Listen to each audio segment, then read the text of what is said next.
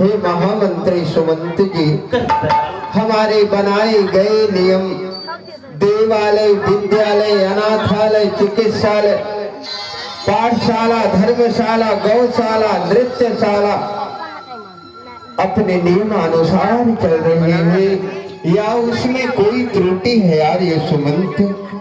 हमारे राज्य में गौ और ब्राह्मण सताए तो नहीं जा रहे, मंदिरों में पूजा हो रही है या नहीं, कह कर बताओ सखा सुमंत। क्यों नहीं नाथ? हे दयालु, यदि आप प्रजा के बारे में पूछ रहे हैं तो मैं अवश्य बताऊंगा। हे नाथ, हे महाराज निश्चिंत रहे, घर घर प्रजा आनंदित है, धर्मशाला, पाठशाला, गौशाला नियमों पर संचालित है। हे दयालु, यहाँ तक कि ये नहीं है अन्य देश की बस्ती, अवधपुर की बस्ती है। अवन चलती पवन चलती, वर्षा सुख से बरसती। हे दया के सागर, हे दयालु, ब्राह्मण का पूजा पाठ, ब्राह्मण का पूजा पाठ, छत्री को राज्य चलाना है, अन्य सबका है कृषि व्यवसाय, खेती को सदा बढ़ाना। हे महाराज, आप किसी प्रकार की चिंता न करें।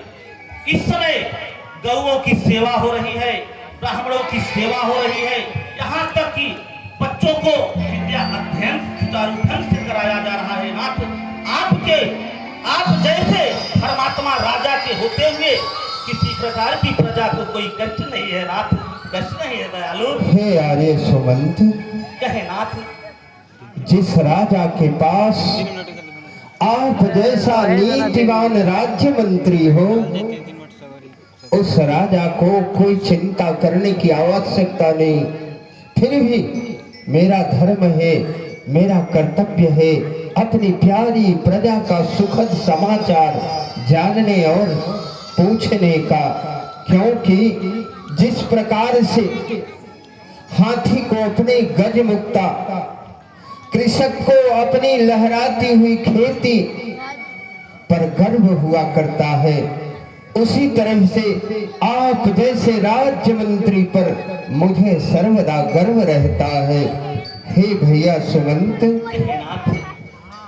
सत्य ही कहा गया है कि जहां आप जैसे मंत्री हैं वहां दुख किस बात का होगा, और जहां मंदिर बना होगा वहां भगवान ही होगा। आर्य सुमंत, हे आर्य सुमंत, आप तो जानते हैं कि ताली सदा दोनों हाथों से बजा करती है।